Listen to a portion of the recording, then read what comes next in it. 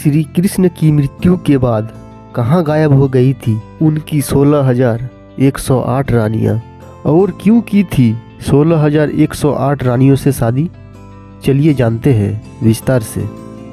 श्री कृष्ण और उनकी पत्नियों से जुड़ी कई मान्यताएं हैं जो आज भी एक रहस्य में सिमटे हुए हैं। कई लोग का कहना है कि श्री कृष्ण ने 16,108 विवाह किए थे, जबकि यह पूरी तरह से गलत है। श्री कृष्ण की 16,000 पत्नियां अवश्य थी, लेकिन उन्होंने सिर्फ 3 विवाह किए थे। अब आप कहेंगे कि दोनों बातों में क्या अंतर है, तो बता दें। एक बार नरकासुर नामक असुर ने 16,100 राजकुमारियों को बंदी बना लिया था। ये सभी कन्याएं विभिन्न राजाओं की पुत्रियां थीं, जिन्हें नरकासुर ने बलपूर्वक अपने बंदी गृह में रखा था।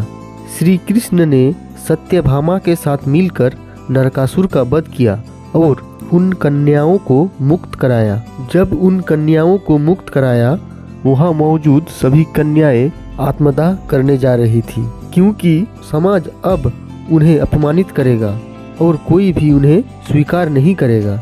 इस सामूहिक आत्मदाह को रोकने के लिए श्री कृष्ण ने उन सभी को अपनी पत्नी के रूप में स्वीकार किया था, पत्नी का मान सम्मान दिया था, लेकिन उनके साथ विवाह कभी नहीं रचाया था।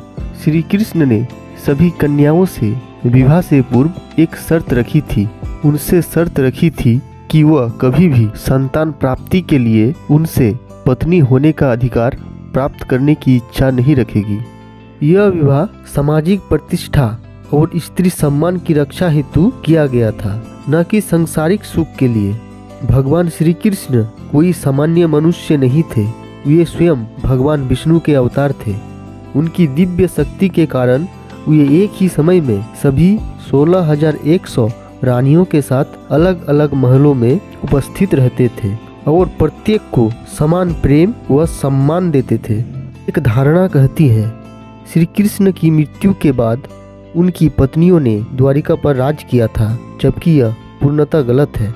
श्री कृष्ण की मृत्यु के बाद उनकी पत्नियों का क्या हुआ और कहाँ विलुप्त हो गई? आइए जानते हैं। भगवान श्री कृष्ण की मृत्यु के बाद उनका अंतिम संस्कार अर्जुन ने किया था और इसके बाद अर्जुन अपने 5 भाइयों यानी पांडवों और पत्नी द्रौपदी के साथ स्वर्ग की यात्रा पर मोक्ष प्राप्ति के लिए निकल गए थे। वहीं श्री कृष्ण ने समुद्रदेव को पहले से ही यह आदेश दिया था कि उनकी मृत्यु के बाद समुद्र संपूर्ण द्वारिका नगरी को अपने भीतर समाहित कर लेंगे। इसके बारे में श्री कृष्ण की 16,108 रानियों को भी पता था।